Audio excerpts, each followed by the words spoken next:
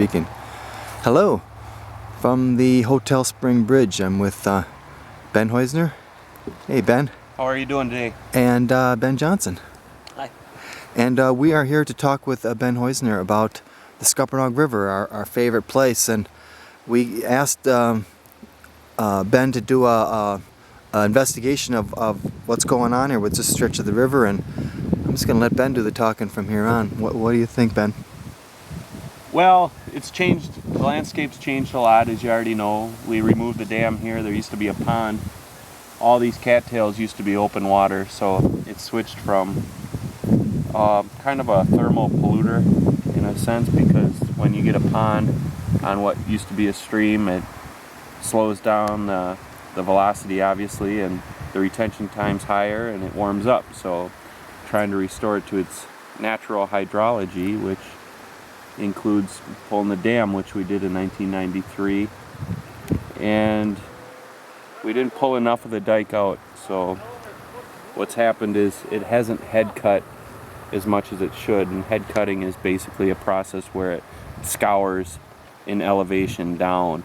So upstream of the dam site here, it has not scoured, so we have this loose silt material. It's a lot of marl and clay. There's a little sand and gravel, but could be a lot better. The velocity could be a lot faster.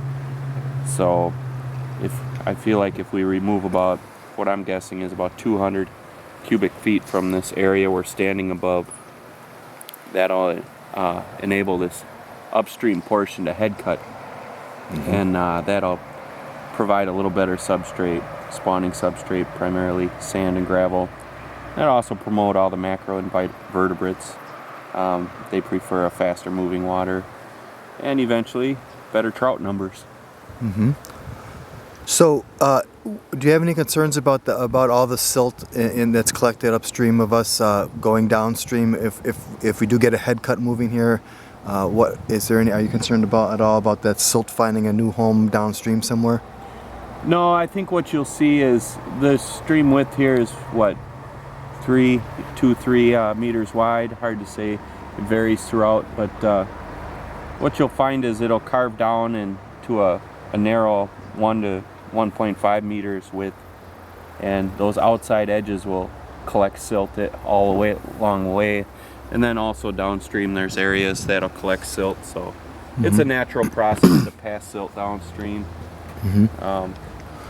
It's one of those necessary evils to get moving forward, is passing some sediment downstream. But so these remediation efforts on the river are. Can you again explain why we need to do anything? Well, yeah, it's our anthropogenic impacts that we had in the late 1800s when they put the dam site or the hotel site in here. So what they did is they came in and they dammed everything up, and what that did was it essentially ruined all the original hydrology. So we're just trying to get it back to the way it was prior to our establishment. Is it possible that when the ponds were here, that the marl and silt from the old glacial Lake Scuppernong became mobile, and then when you remove the dam, all that silt settled in the river? Is that why the river's full of marl? Could it be from when the drainage occurred, that all the silt that was loose in the ponds found its way into the river as the ponds drained? Well, the stream just basically lost its course. At one point it was 1.5 meters wide, and then all of a sudden it's a full pond that was at least I don't know how many acres this is, but it's probably about 10 acres. And once you submerge all the native vegetation, which is probably some sort of wetland complex, we lost all that by flooding it out. So yes, it exposed all that soil and it created just basically a lake bottom, like you said. So when we did the elevation survey, when your DNR team came and did the elevation survey, they found that this was a kind of, like you called it, a perch. Can you describe what's going on with the perch? Well, it's just higher in elevation here than any other point in the reach. So if I get out the numbers here, we've got we studied about 2,223 feet of stream from the first point. So 0, which is this point here, is the headwaters, and you can see it's got real nice gradient. Actually 1.5% grade from here to here, but then you can see how flat it gets. This is the pond right here between these 4 points, actually between these 2 points. So this one, obviously down to the next one, has a real high gradient as well. If we can pull this one down, that'll create a more smoother, gradual gradient throughout the whole entire reach, and that'll allow that head cutting in this portion that we're describing. Excellent. And can you describe the process, the permitting process, and what kind of things you have to do to move this project forward now? Yeah, well, I'm working with Water Reg and Zoning as well as our dam engineer, and because we had a permit to pull the dam in the first place, this will be an extension of that permit, I believe.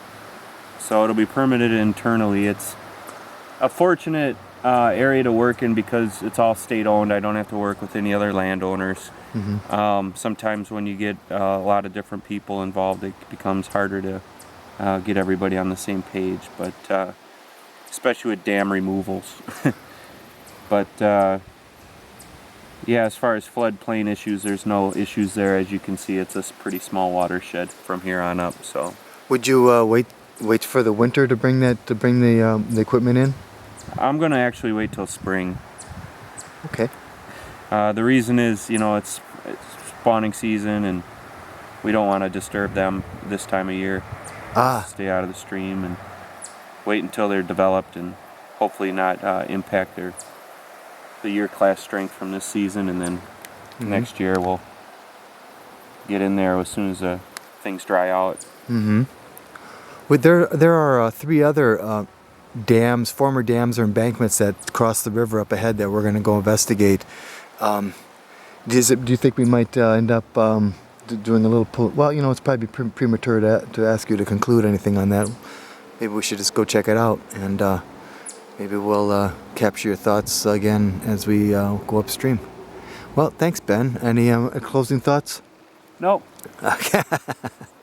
Thank you, sir.